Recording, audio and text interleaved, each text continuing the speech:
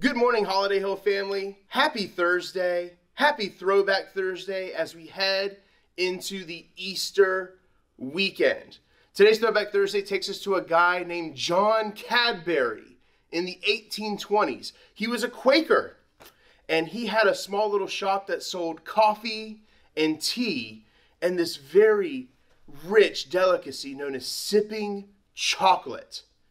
The rich people at the time raved about it, and John was a fan himself. He ultimately ended up partnering with his brother Benjamin to improve this idea of chocolate and consuming chocolate, and it looked like it was going pretty well for him. But they had a competitor. His name was Joseph Fry, and he had a breakthrough himself. His breakthrough was he found out that you can melt down the chocolate and put it into like molds, and he created a chocolate bar. Well, the Cadbury brothers had to respond back, and they created their own chocolate bar. Eventually, John Cadbury's sons took over the business, and they discovered a cocoa butter that they could mold into various shapes. It would hold its shape and be smooth. One of the first things they made was a chocolate Easter egg. In the early 1900s, the rivalry between Fry and Cadbury came to a close as both companies merged together. Around this time, Cadbury's chocolate egg, they decided to fill it with cream, a cream egg. And then in the 1960s, they messed around with the formula and created what was known as Fry's cream egg. They eventually dropped the name and called it the Cadbury Cream Egg. And the rest is history. The Cadbury Cream Egg, by the way, is one of the top-selling chocolates in Britain in the first part of the year every year, between January and Easter.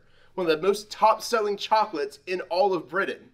Cadbury subs out all of their work across the country. Hershey's actually makes them here in the United States. And it's said that depending on where you are, depends on how these things actually taste.